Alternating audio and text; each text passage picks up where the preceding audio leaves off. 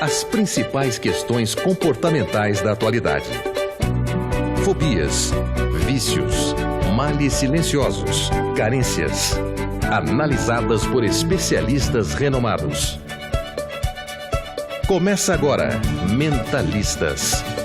A vida em discussão, na rádio de quem quer saber.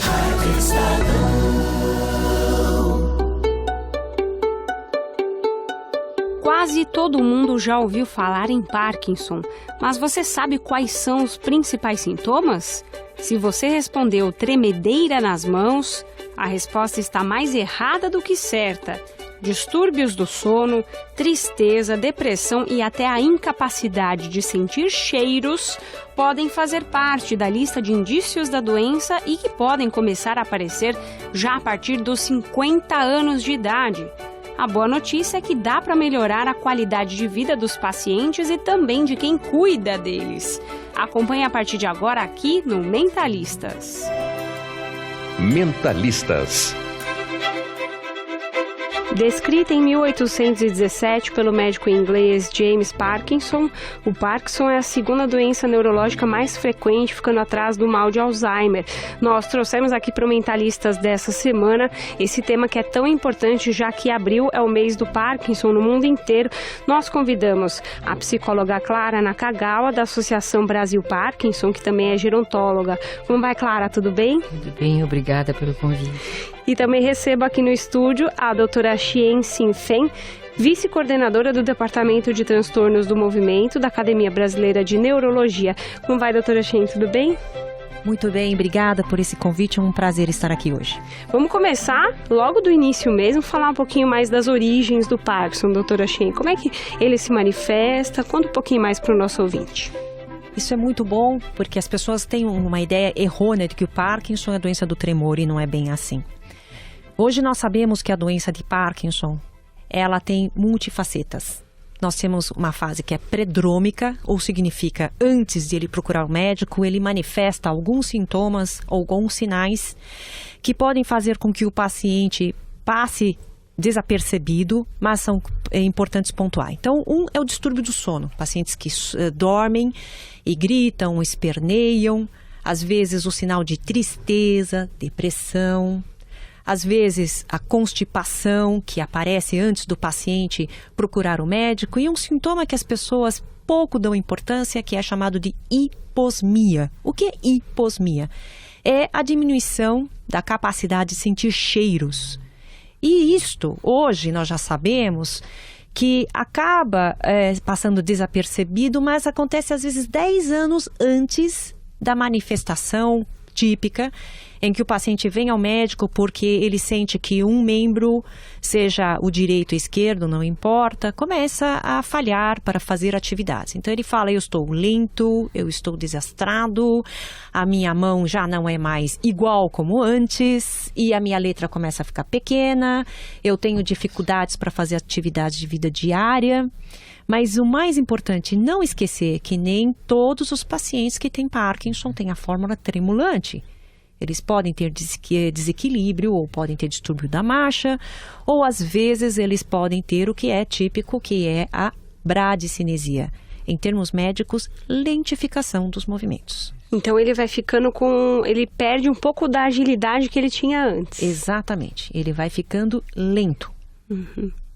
Bom, e falando desses sintomas já tão evidentes, né, como diz a doutora, e alguns até desmistificando o Parkinson, né, porque muito se fala desse tremor na mão, mas não é só isso, tem outros sintomas importantes. E o lado psicológico da doença de Parkinson, como é que a gente pode fazer uma avaliação prévia sobre isso, Clara? Isso. A doutora Xian descreveu a parte mais física, né, médica, e lembrando que o ser humano tem uma parte psicológica importante, e essas mudanças começam a acarretar uma série de inseguranças, né? Não é só para o portador que começa a se sentir uma pessoa diferente, mas a família também começa, as pessoas que com quem convive começam a perceber essa lentidão, essa mudança de comportamento também, né? Que às vezes não é entendida e às vezes até mal interpretada, que a pessoa faz aquilo voluntariamente, e não é verdade. Que né? tipo de mudança de comportamento? Por exemplo, essa lentidão exagerada. Às vezes, sempre numa caminhada, ou então está junto com alguém, ela sempre se distancia. E até a presidente mesmo começou a apresentar isso, e o Dr. Samuel, o marido dela, começou a dizer, por que você fica sempre lá atrás, né? Então, esse fator é algo assim que chama atenção. A pessoa diz assim, eu estou indo, né? Mas ela mesma percebe que há essa mudança marcante. Acaba sendo confundida com uma certa preguiça, não é? Tem Exato. essa coisa e do essas estereótipo. mudanças que eu acho que, essas interpretações também, que tem um aspecto psicológico, que gera muita insegurança, a pessoa começa a se sentir diferente, né? E também incompreendida, porque essas mudanças nem ela entende, mas os outros também começam a criticar, né? Começam a falar essa lentidão exagerada, né? E não é só lentidão também, começa a haver essa dificuldade também de falar muitas das vezes, começa a falar devagar, não lembra as palavras, né? E esses sintomas começam a se manifestar e a pessoa começa a ter queixas. E essas queixas muitas das vezes não são entendidas pelas pessoas que estão ao redor, principalmente familiares, né? Acha que é uma coisa, por exemplo, como a maior parte é a pessoa que está no processo de envelhecimento, é coisa que a pessoa está envelhecendo e não que ela esteja iniciando um processo doentio, um distúrbio. Isso é interessante porque eu gostaria de saber exatamente qual é o perfil desse paciente de Parkinson. A gente fala muito, né, da terceira idade, né, das pessoas mais idosas, mas não tem como fugir muito das estatísticas mundiais, né, doutora Chen?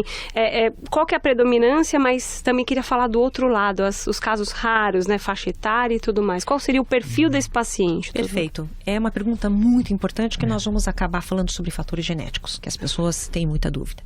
Então, o paciente que vai chegar ao meu consultório tem, em média, 60 anos. E a partir dos 60 anos, a incidência vai aumentando gradualmente.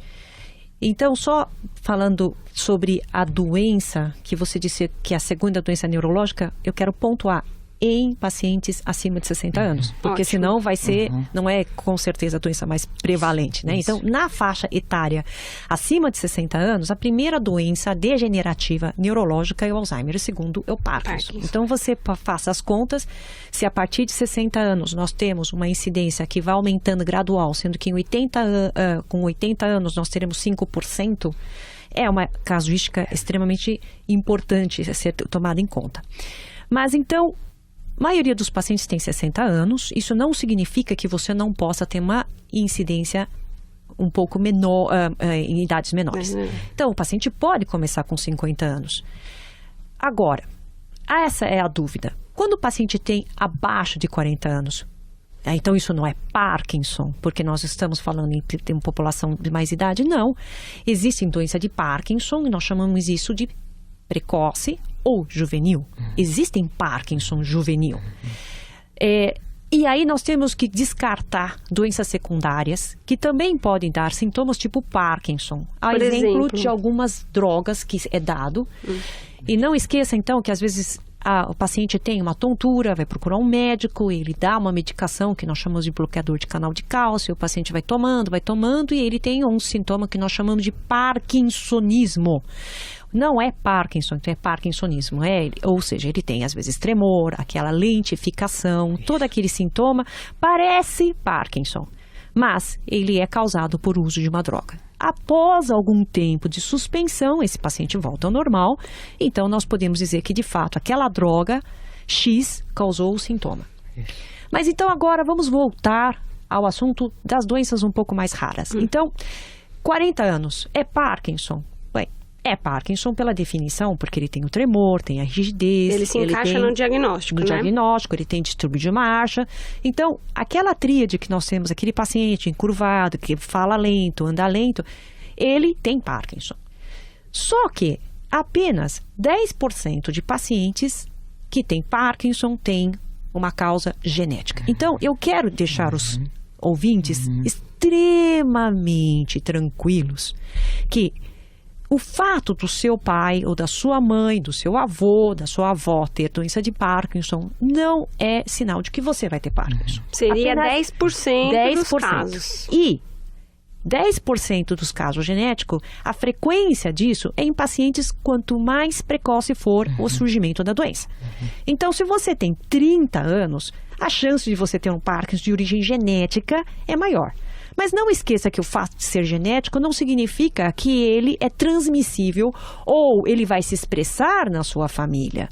Nós sabemos que em algumas populações, você me perguntou dos casos mais raros, por exemplo, nós temos em países árabes em que a incidência de um Parkinson, que nós chamamos Parkinson tipo 8, ele tem uma incidência maior. Porque naquela população, naquele meio, esse gene transmite mais a penetrância. Eu vou explicar um pouquinho o que é penetrância.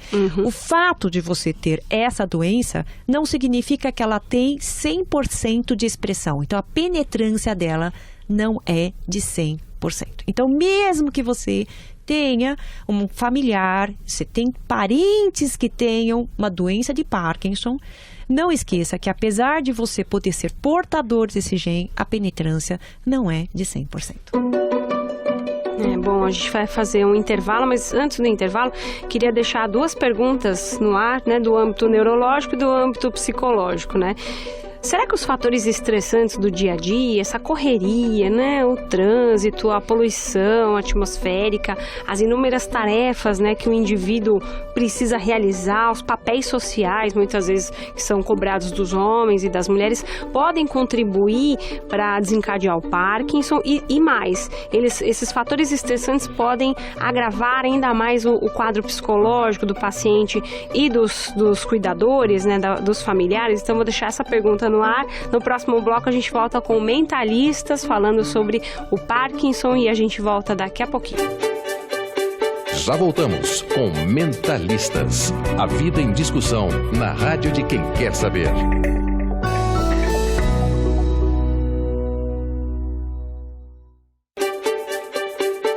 Você ouve Mentalistas com Camila Tulinski.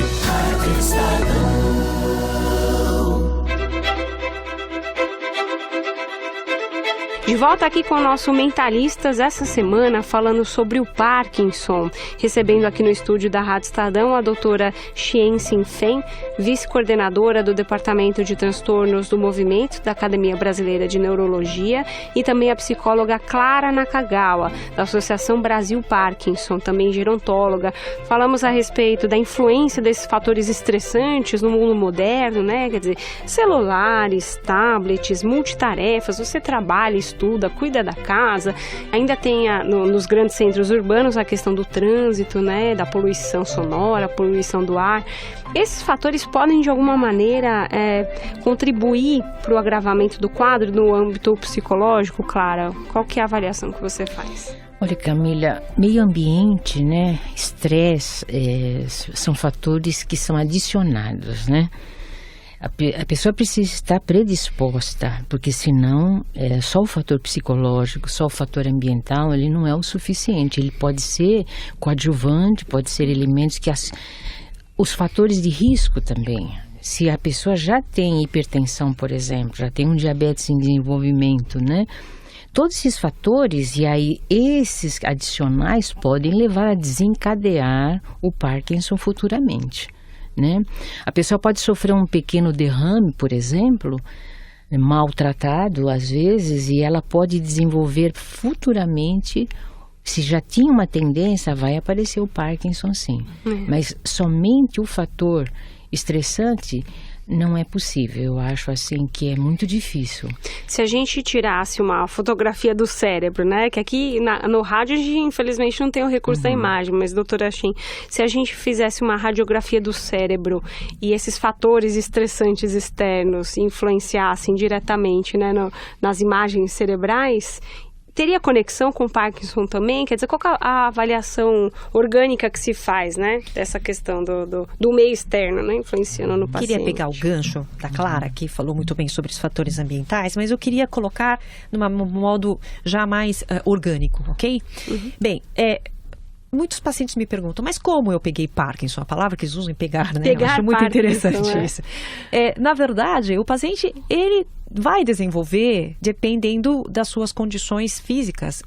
Nós nascemos e temos que nós chamamos do nosso DNA, predetermina doenças que teremos predisposição. Eu acho que a palavra importante é falar predisposição. Você é predisposto a ter pressão alta, predisposto a ter diabetes, então predisposto a ter Parkinson. Os fatores ambientais são fatores que vão modular a doença e elas podem fazer com que ela apareça de uma certa modo um pouco mais precoce ou não. Eu acho que é isso que é importante. Mas há doenças que nós sempre gostamos de usar o nome parkinsonismo em vez de Parkinson, porque ela não é uma degeneração natural daquela substância que nós chamamos de substância negra, da qual há a produção de dopamina. Então, nesse caso, nós temos a doença clássica, em que nós temos a presença dessa degeneração lenta, gradual, primeiro uma parte do cérebro, depois da outra parte. Mas, voltando aqui, fatores ambientais. Alguns casos descritos de usos de fatores tóxicos, que são neurotóxicos. Então, os fatores ambientais podem influenciar, sim, na manifestação da doença de Parkinson. E isto é muito importante para nós compreendermos o mecanismo que leva a esses sintomas de Parkinson. Então, citando são os agrotóxicos. Então, com certeza, a ingestão de agrotóxico pode contribuir para o Parkinson. Então, pode, não o Parkinson, que nós falamos idiopático no termo médico, mas o secundário. Não esquecer, então, manganês, né? Uso de algumas substâncias. E essas substâncias, aos poucos, nós estamos vendo, mas há um caso muito interessante que nos Estados Unidos houve usuários de droga que tiveram a contaminação por uma substância chamada MPTP, que viram que esses pacientes muito jovens, após o uso de drogas, começaram a ter um parkinsonismo, né? Tipo Parkinson, como Parkinson, mas não depois do uso de drogas. Do uso dessa droga por contaminação dessa substância. E hoje, esse é um modelo experimental para macacos, em que nós instilamos essa substância e reproduz um estilo ou tipo parkinsonismo, e serve de modelo para nós fazermos estudo de doença de Parkinson. Agora, a sua pergunta é, como eu diagnostico o Parkinson? Você diagnostica falando, examinando, e não é por imagem. Nós estamos vivendo uma época da velocidade, é uma pena. Então, a consulta fica muito rápida e a gente acaba de ver nos olhos do paciente, né? Eu acho que isso é muito importante. Examinar, ouvir. Parkinson não é feito o diagnóstico por uma chapa, por um exame de sangue. E apesar da degeneração de substância negra, que nós já conhecemos tão bem, ela não é visível a olho nu. E a ressonância que nós temos, com nossa tecnologia atual disponível para os laboratórios, não consegue captar isso. Então, seria mais na consulta, você meio que faz uma entrevista com esse paciente, você vê o modo como ele fala, pega algumas informações que ele traz de fora da clínica. E o exame clínico, que nós conseguimos ver a rigidez, o tremor, a bradicinesia, que eu falei para vocês, o equilíbrio, né?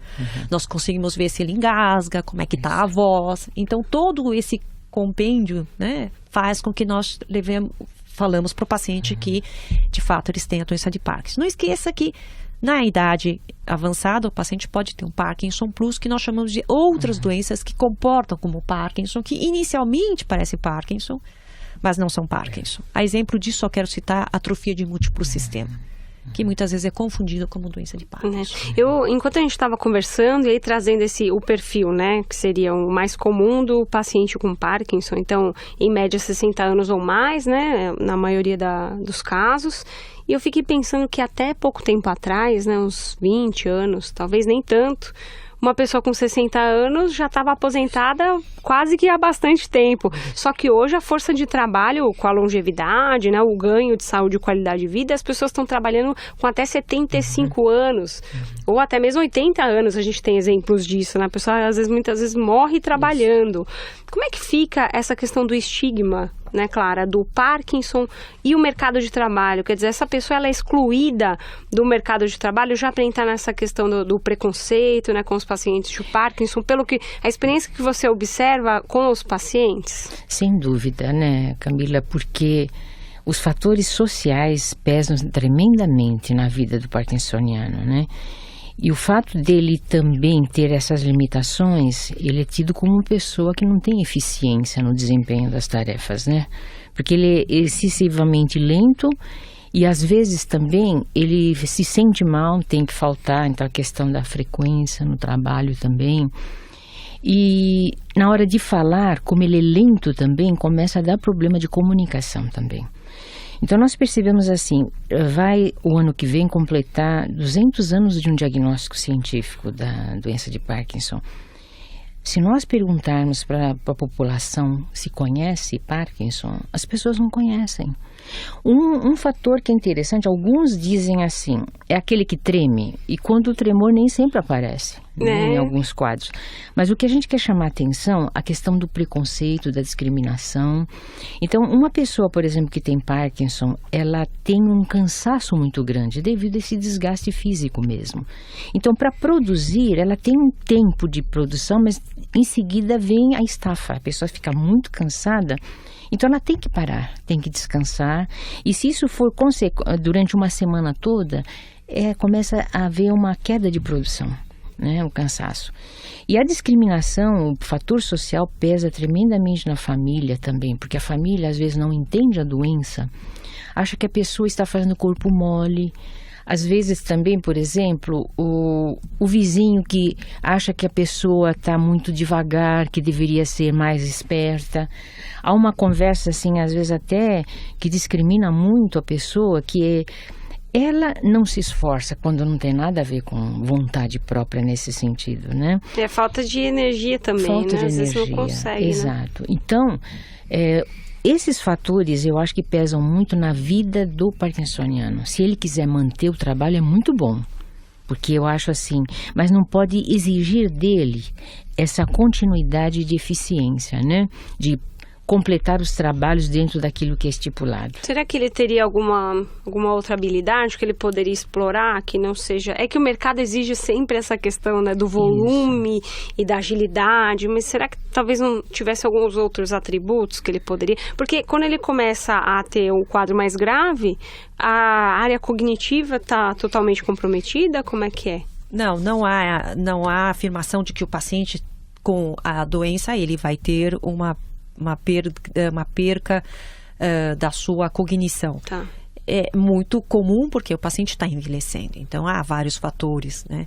Eu acho que é importante nós citarmos, no caso do paciente que está trabalhando, o apoio que ele pode ter de tratamentos adjuvantes, que nós chamamos. Eu acho que aí a Associação Brasil Parkinson promove muitos desses eventos, que a Clara tem muito mais do que falar do que eu quanto a esse fato.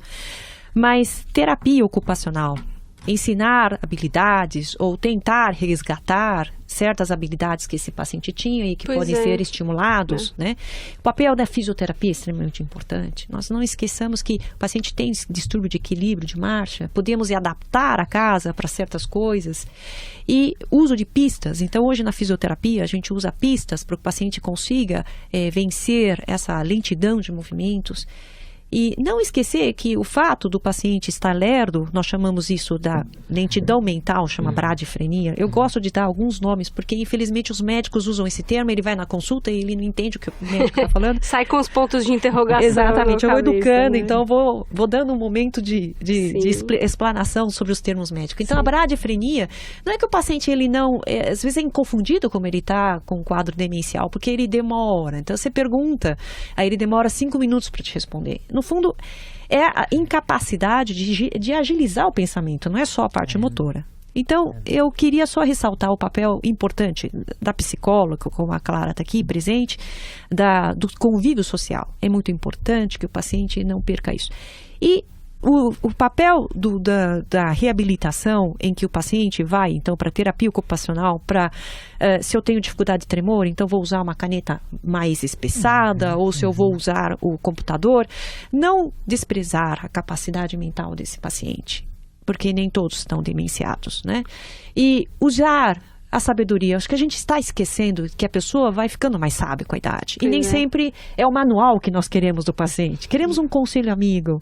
Queremos que ele nos dê conselhos. Por que não usar e readaptar essa pessoa para uma nova tarefa? Já que a doutora Shen falou do trabalho da Associação Brasil Parkinson, como é que é a sua experiência, Clara, nesse convívio social? O paciente tem um convívio social preservado com a família, com os amigos, pelo que você vê mesmo, ou não? Infelizmente, a família e os amigos acabam se afastando desse paciente. Geralmente o que acontece, né, Camila? A família, pelo fato de estar na roda viva, acaba não conseguindo fazer o acompanhamento, né? Mas a pessoa também acaba se isolando ao mesmo tempo, né? Então, o que vai acontecer que a gente percebe? Uma pessoa que procura a Associação Brasil Parkinson, nós estaremos ali incentivando essa pessoa a participar das atividades que geralmente são em grupo. Então, a psicologia trabalha muito esse convívio grupal que ele vai perdendo porque ele vai se isolando muito. Uma forte tendência do parkinsoniano é justamente se isolar. E a família tem um papel importante nessa hora para poder ajudá-lo a não fazer isso daí. Porque o isolamento pode piorar, inclusive, a evolução da doença a ser mais rápida, né? E ali, como a doutora Shen falou, a fisioterapia ajudou muito a psicologia, né, na dança sênior, por exemplo. Eu trabalhei com um grupo sentado inicialmente, né, que a grande vantagem da dança sênior é que as pessoas podem trabalhar em grupos sentadas. E como é que é um pouco, só para o nosso ouvinte São que não movimentos conhece. leves, com músicas típicas da dança sênior mesmo. Ela é praticada no mundo todo, né? Onde tem pessoas que desenvolvem esse tipo de técnica. Ela foi criada por uma alemã. Ela vem da Alemanha e o Zitut. Isso daí que aconteceu. A mãe dela era uma senhora idosa saudável e pediu para a filha elaborar algumas coreografias para que ela pudesse dançar com as amigas dela. Então, o que aconteceu? Isso fez tanto sucesso que ela começou a ampliar e começou a ser conhecida, né?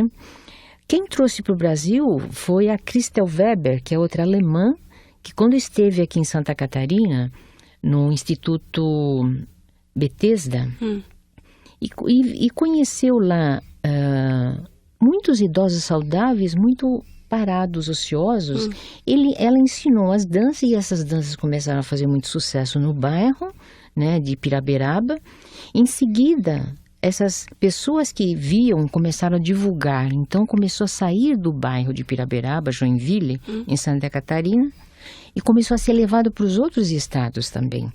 Então, São Paulo foi um dos lugares que demorou para chegar, foi no ano de 2000 que começou a aparecer aqui em São Paulo, né? Nossa professora Judith Ueno, que trouxe, e aí começou então a prática da dança sênior, e essa novidade das pessoas já limitadas poderem fazer um trabalho de grupo sentado foi uma grande novidade, né?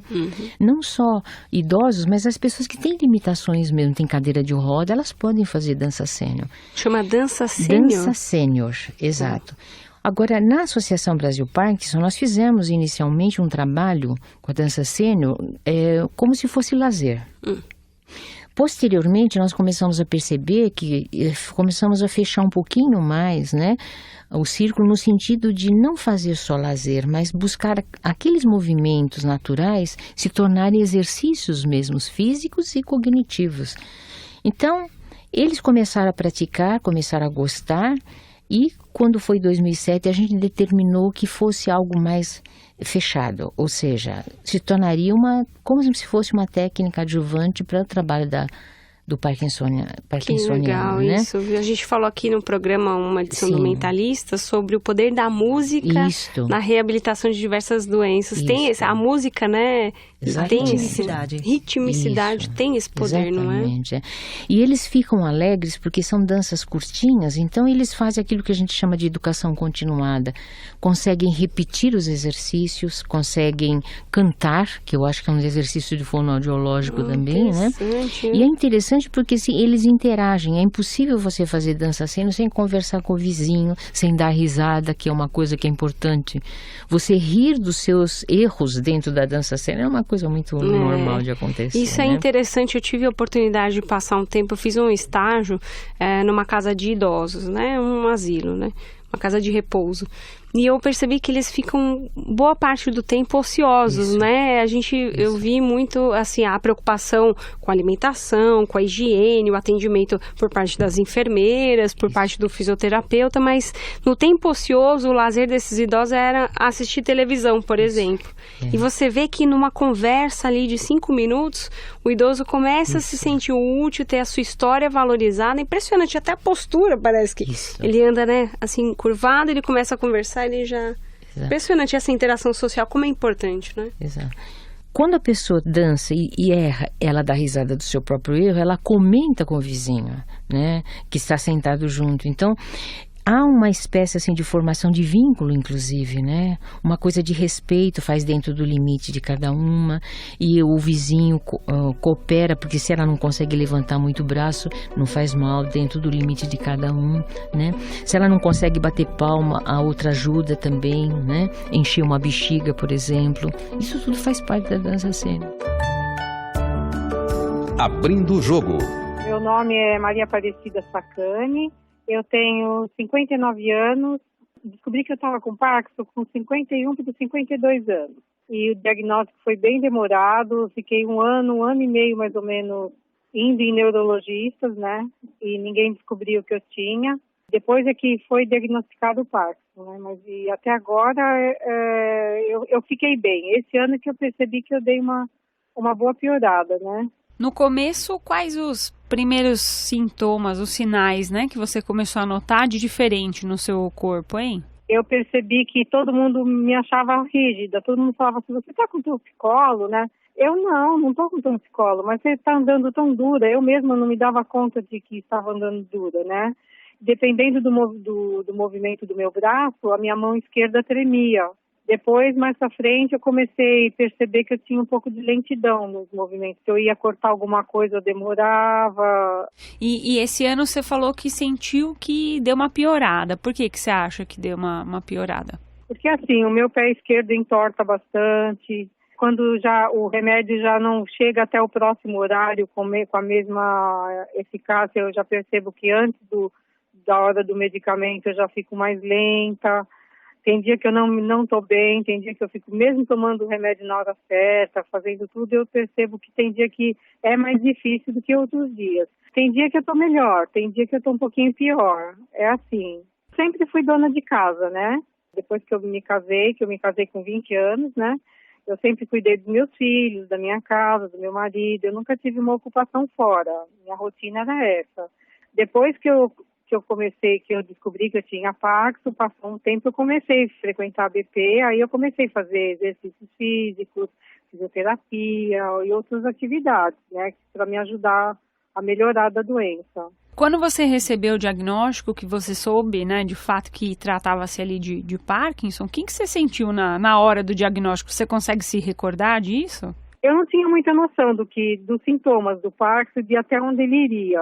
Eu não conhecia muito bem a doença a fundo, né? Sabia que tremia, mas tudo a respeito da doença eu não sabia. Mas conforme eu fui descobrindo, fiquei assim um pouco balançada, mas eu sempre fui muito otimista, então eu aceitei a doença, sempre tive muita esperança de cura e depois logo eu entrei em associação lá também. Me ajudou muito a entender, a compreender, a aceitar. Então, eu aceitei a doença, né? Eu convivo com ela, não é fácil, mas eu aceitei a doença. É uma doença difícil, a gente eu digo às vezes que tem que matar um leão por dia, né? Se você aceitar e se você frequentar lugares como eu frequento, assim, a Associação Brasil Parkinson, né? Tiver apoio da família e você tiver, que lá tem pessoas com o mesmo problema que eu, porque lá eu pinto, hoje eu faço telas, coisa que eu não fazia, participo do coral, nós já gravamos até CDs. É uma doença difícil, mas se você fizer tudo com disciplina, procurar os lugares ideal para você frequentar, eu acho que ela passa a ser bem mais leve, né? Bem mais fácil de você conviver com ela, né? Mentalistas.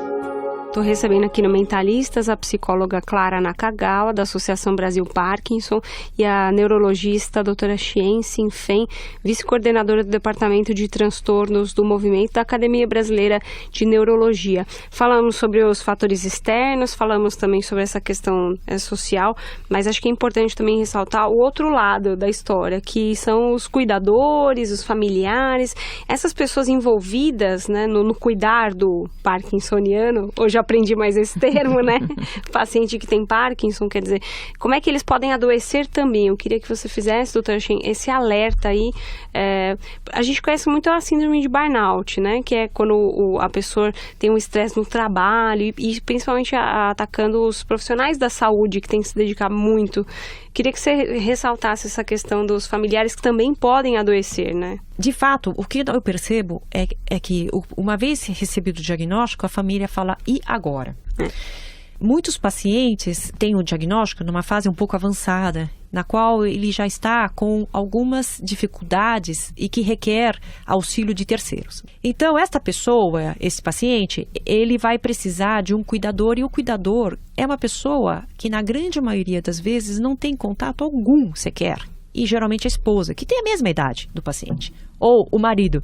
Então, eles ficam perdidos porque eles não têm nenhuma orientação de pessoas de, olha, é assim que se troca essa cânula, é assim que se dá a comida, agora você vai fazer isso. Então, a incerteza da doença sobre o curso, como é que ela vai ser, essa inexperiência de cuidar do marido agora, meu Deus, como é que eu dou banho se aqui ele tem dificuldade para sentar e levantar da cadeira? Então, de fato, nós temos uma falha em ajudar o cuidador. Então, muitas vezes a gente fala, o cuidador fica mais doente do que o próprio paciente. Não né? é? Isso já é provado e isso é visto. Mas eu creio que nós temos que fazer essas medidas e ter pessoas que possam repassar cuidados para os cuidadores, cuidar do cuidador, né? Quem cuida do cuidador, se a gente só cuida do paciente? Então, há associações do Brasil inteiro, há várias associações, e então aqui em São Paulo nós estamos destacando a Associação Brasil Parkinson, muitos locais em que ou um auxiliar de enfermagem, alguém, é importante que ele busque ajuda para que ele não cuide sozinho desse paciente que tem doença de Parkinson. Porque tem também uma pressão psicológica, não é, Clara? Quer dizer, puxa, eu vou deixar os meus pais ao léu, ou vou buscar uma ajuda profissional, o que os meus irmãos, o que a minha família vai pensar se eu contratar um enfermeiro, por exemplo, alguém... Tem essa pressão social, não tem, Clara? Tem, sim. A palavra cuidador é conhecida, mas ela praticamente foi, vamos dizer assim, identificada quando a Abras trouxe para o Brasil a questão do cuidador de portador de Alzheimer. Porque o portador de Parkinson já é mais antigo, mas quem chamou muito atenção porque estava provocando morte dos cuidadores foi a Abras, né? Foi a doença de Alzheimer. O que acontece com o cuidador, né? Ele precisa, geralmente é uma pessoa da família, a maior parte são pessoas disponíveis na família, mas não é bem disponível. Elas são eleitas pela família. Olha, você é solteira, você é mulher, você sabe cuidar, então você vai cuidar do papai, da mamãe, ou então, por exemplo, a mulher que cuida do marido, mas o marido às vezes não sabe cuidar da mulher, então pede para os filhos fazerem isso, ou então contrata alguém. Hoje tem pessoas para serem contratadas, porque antigamente nem se sabia o que fazer, né? O portador de Parkinson, como ele é lúcido, ele é mais assim, ele demora para desenvolver, vamos dizer, um Alzheimer, um distúrbio mental. O que acontece? Ele sofre muito com essas discriminações, esse afastamento da família, né? A Associação Brasil Parkinson sofreu, na prática, uma coisa que chamou a atenção social. Em 2004, teve uma queda assim, extremamente significativa na arrecadação dos associados. E foi comprovado que os cuidadores, as cuidadoras tinham morrido, muitas cuidadoras morreram. Olha. E esses cuidadores familiares, cuidadores não, eram filhos que procuravam a gente, o que nós vamos fazer agora que a nossa mãe não está mais? A mãe morreu, levou todo o conhecimento com ela, nós não sabemos o que fazer com o nosso pai. Então nós orientávamos como fazer, que era importante ficar em casa, né? Mas chega uma hora onde a família já não aguenta mais. Então, a gente aconselha, então procure um lugar onde possa a pessoa ser tratada, né? Mas teria que ser um lugar particular, porque os estaduais já não tem mais lugar, né? Já há muito tempo, isso não é de agora, né? Aliás, das doenças mentais todas, é muito difícil você alcançar um lugar na rede pública, não é? E como o que acontece muitas das vezes, né? Quando você interna um portador de Alzheimer, você tem uma equipe especializada que cuida dessa pessoa com Alzheimer, mas o parkinsoniano, ele sabe que ele está internado, né? Então, isso acaba abreviando muitas das vezes a vida da pessoa portadora do Parkinson. E o cuidador, a gente chama da questão do cuidador que leva ao burnout, que é a estafa. Por quê? Ele tem um vínculo de filho, de mulher, né, de esposa. De repente, surge um novo vínculo que se chama cuidador ou cuidadora. E esse vínculo, muitas das vezes, tem uma inversão de papéis, né? Ou seja, a filha era que obedecia, que recebia o apoio da mãe, por exemplo, ou do pai. Agora é o contrário, tem que inverter o papel, né? Quem que mandava agora vai ter que obedecer. Esse tipo de conflito que surge muitas das vezes, que entra a psicologia para ajudar, né? De que essas mudanças são inevitáveis, mas você precisa se adaptar a elas. E muitas das vezes uma filha, por exemplo, que tem que banhar um pai e nunca tocou o pai. Culturalmente isso aparece muito. Então a gente diz que fatores psicológicos começam a eclodir nesse momento do cuidar, né? E como é a família que acaba cuidando da pessoa, então a mulher geralmente é a cuidadora selecionada. A psicologia cuida tanto do parkinsoniano, que quase que 50% desenvolve um quadro de depressão, mas não é só o quadro de depressão, toda essa relação social, relação com a família, relação com o cuidador, precisa ser discutido, precisa ser falado. A gente vai fazer um rápido intervalo, na sequência o último bloco do Mentalistas falando sobre tratamento. A gente volta daqui a pouquinho. Já voltamos com Mentalistas. A vida em discussão na rádio de quem quer saber.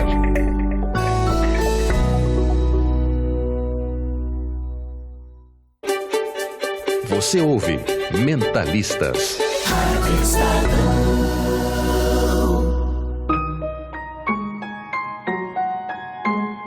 De volta com Mentalistas dessa semana falando sobre o Parkinson, porque o mês de abril é o mês dedicado às atenções com relação a essa doença, né, tão importante. E a gente deixou aí em aberto essa questão do tratamento de Parkinson. Eu vou ser bem direta aqui com a doutora Shen. Tem cura para o Parkinson? Não, direta a resposta. Porém, nem sempre curamos diabetes, pressão alta e tem tantas doenças que nós não curamos, mas melhoramos a qualidade de vida.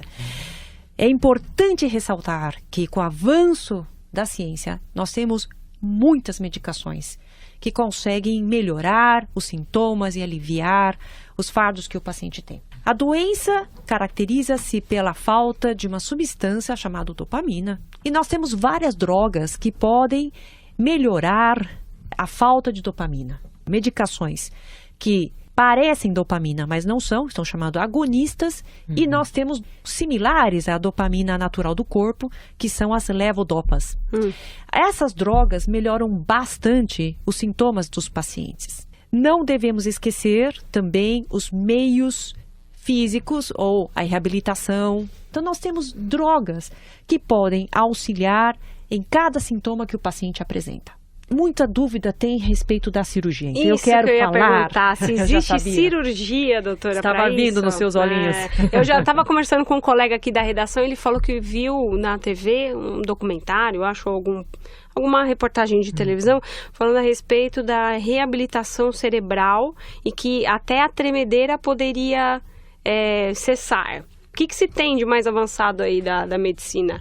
Tem no mercado algumas pesquisas em relação a vacinas da alfa-sinucleína, ainda está em fases muito iniciais. Então, estaríamos trabalhando como vacinação. Ou drogas que hoje tenha no mercado ou no futuro que possam prevenir a degeneração cerebral numa velocidade tão intensa. É muita dúvida, muitos pacientes vêm querendo operar. Eu queria alertar aos seus ouvintes que, primeiro, a cirurgia não cura a doença. E ela não é indicada para todos os pacientes. Graças a Deus, com o arsenal terapêutico que nós temos, o paciente consegue ter qualidade de vida por muito tempo e o paciente consegue realizar as suas atividades de vida diária. Portanto, a medicação é suficiente. Porém, em alguns pacientes em que nós temos dificuldades com certas medicações, o paciente tem uma intolerância muito grande, o paciente tem o quadro chamado de discinesia, ou seja, ele tem movimentos involuntários que não o tremor, mas causados pela droga. Mas um grupo muito seleto, eles podem ser selecionados para a cirurgia. E entender que a cirurgia não faz o paciente parar de tomar o remédio. A cirurgia diminui o sintoma para que nós possamos diminuir a quantidade de droga que nós devemos dar ao paciente. A cirurgia também tem os seus riscos inerentes. Então, não é algo fácil nós falarmos para o paciente, vá fazer cirurgia. É feito toda uma batelada de exames. O paciente tem que seguir critérios rigorosos para que ele possa ser submetido à cirurgia. Essa cirurgia, ela não pode ser feita em pacientes, por exemplo, que têm condições de saúde muito debilitadas. Não pode ter um quadro demencial, porque a cirurgia pode criar outras condições em que piora esse quadro demencial desse paciente. Então, nós temos que selecionar muito bem o paciente que vai para a cirurgia. Mas eu não quero que nossos ouvintes percam a esperança. Parkinson é uma doença que tem tratamento, ele melhora a qualidade de vida, porque foi exposto, olha, com tratamento psicológico, ajuda familiar, a fisioterapia, as drogas, tudo isso que nós estamos agora, elencamos nesse programa, faz com que o paciente tenha esperança, perspectiva e novos avanços estão vindo. Então, a Academia Brasileira de Neurologia, sabedouro de que as pessoas não têm um conhecimento, tem um estigma muito grande da doença de Parkinson. No mês de abril, devido ao mês de Parkinson, estamos lançando a campanha Caminhando Junto, Vivendo Melhor. Nós podemos viver melhor. E gostaria de ressaltar que durante esse mês, em vários estados, em vários locais do Brasil, a Academia Brasileira, junto com parcerias aqui em São Paulo e com a Associação Brasileira de Parkinson, mas em vários estados, em várias associações, várias entidades, estão promovendo campanha de conscientização. Procure um médico neurologista, faça um diagnóstico correto, procure um médico, tome medicamento, procure as associações e melhore sua qualidade de vida. Não seja pessimista. Parkinson é uma doença para ficarmos otimistas. Fica a dica.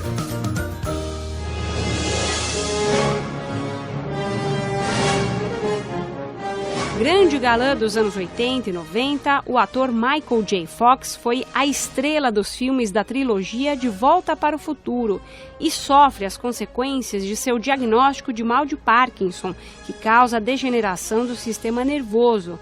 Em 2015, De Volta para o Futuro completou 30 anos e Michael J. Fox apareceu em um evento e surpreendeu a todos. It might surprise you to know that Chris is a man of few words. So I'll just start by saying I want to thank Spike and Scream for this. This is amazing. Apesar de atuar de tempos em tempos, Michael J. Fox ainda passa a maior parte de seu tempo cuidando do seu diagnóstico de Parkinson. Bem, a trilha sonora que você ouve ao fundo é a clássica da trilogia De Volta para o Futuro. Por que não revisitá-la? É a nossa dica de hoje. Mentalistas.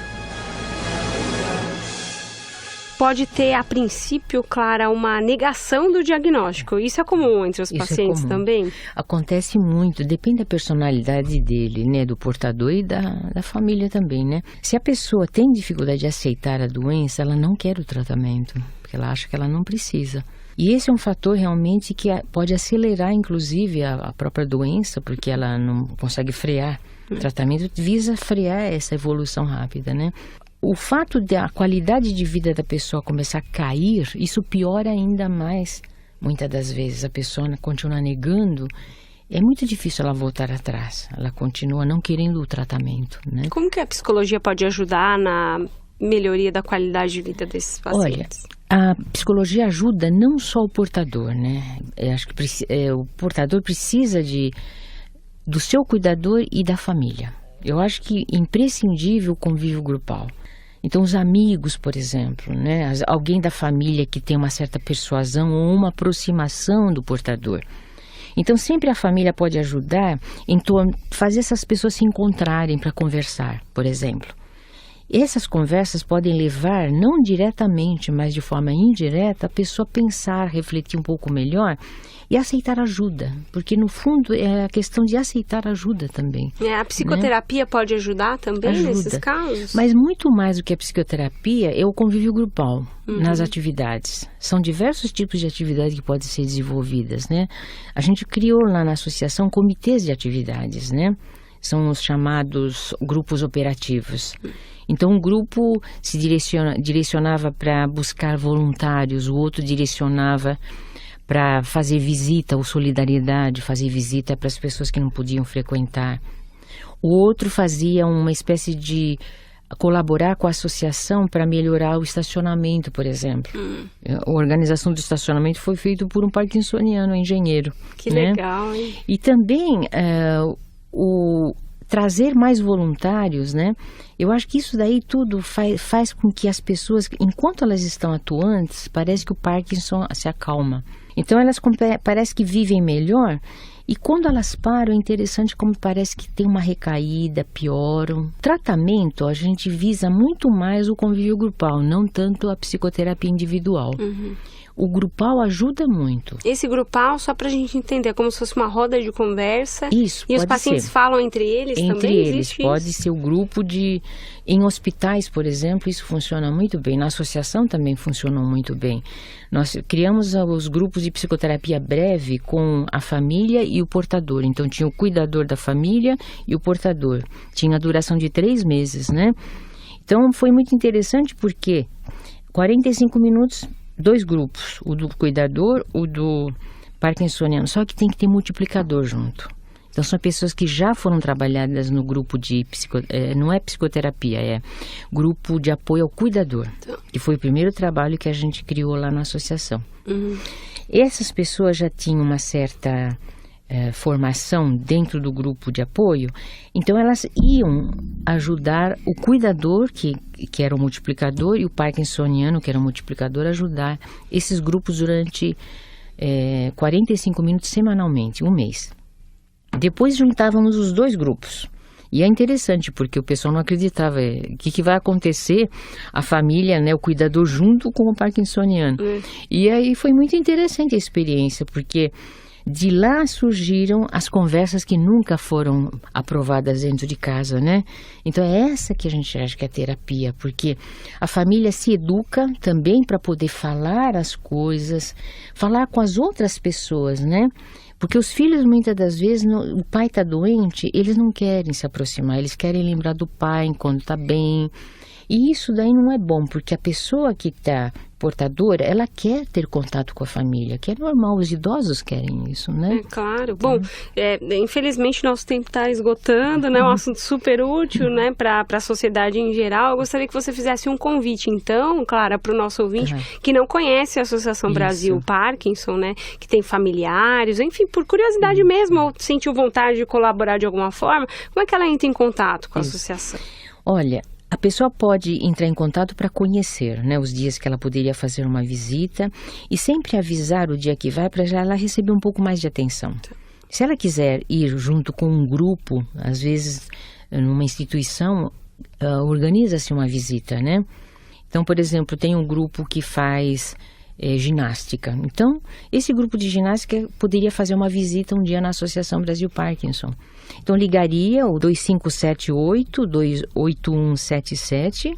A associação está localizada na Avenida Bosque da Saúde, 1155. É uma continuação dentro da Abraão de Moraes, é o cruzamento Bosque da Saúde com Abraão de Moraes, né? Eu gostaria de aproveitar, então, de convidar as pessoas que ouvem, quebrar um pouquinho esse receio de visitar a associação, tanto o familiar quanto o portador. Muitas das vezes há um discurso assim: eu não quero ir na associação porque eu não quero ver o que vai acontecer comigo, e não é verdade. Porque cada situação é uma situação, depende de cada pessoa. E nesse domingo vai ter atividade. Isso. Dia 11 de abril é o Dia Internacional da Doença de Parkinson. Então, no mundo inteiro faz-se esse tipo de comemoração, né? A Associação Brasil Parkinson vai completar 31 anos em dezembro e ela faz essa comemoração anualmente. Esse ano será lá na sede mesmo, no Bosque da Saúde, começa às 10 horas da manhã e vai até às 3 da tarde. Vai ter o coral também, que é um trabalho da fonoaudiologia. Vai ter a dança cênica, que é um trabalho da psicologia junto com a fisioterapia, né? Então, eu acho assim que seria interessante tanto o portador quanto o familiar pudesse ir lá, porque é interessante como as pessoas procuram os parkinsonianos e eles estão lá. Mas é interessante que eles não reconhecem o portador de Parkinson porque eles estão bem. Então, são pessoas que estão se tratando e elas ficam bem. Então, uma pessoa que às vezes acha que o seu familiar não vai ficar bem, ele fica esperançoso de que se ele fizer o tratamento direito, ele vai ficar bem sim. E o parkinsoniano também começa a sentir um pouco mais de esperança de que não é uma coisa sem saída. Como a doutora Chen falou, a qualidade de vida pode melhorar se ela contribuir. Agradeço muito a sua participação, viu, Clara, aqui no programa Mentalistas. Eu que agradeço o convite e espero que a gente possa ter contribuído, né, para a melhora da situação do parkinsoniano no Brasil. Essa é a psicóloga Clara Nakagawa, da Associação Brasil Parkinson, também já aproveitando para agradecer a doutora Chen Xin-Fen, vice-coordenadora do Departamento de Transtornos do Movimento da Academia Brasileira de Neurologia. Obrigada, viu, doutora, pela presença. Obrigada. O Mentalistas de hoje fica por aqui. Lembrando que você pode ouvir novamente esta e todas as outras edições do programa no site radio.estadão.com.br. A apresentação de Camila Tulinski, a gerente de jornalismo da Rádio Estadão é a Paula Marinho. Diretor de jornalismo do Grupo Estado, João Fábio Caminoto. Até a próxima. Você ouviu Mentalistas, a vida em discussão, na rádio de quem quer saber.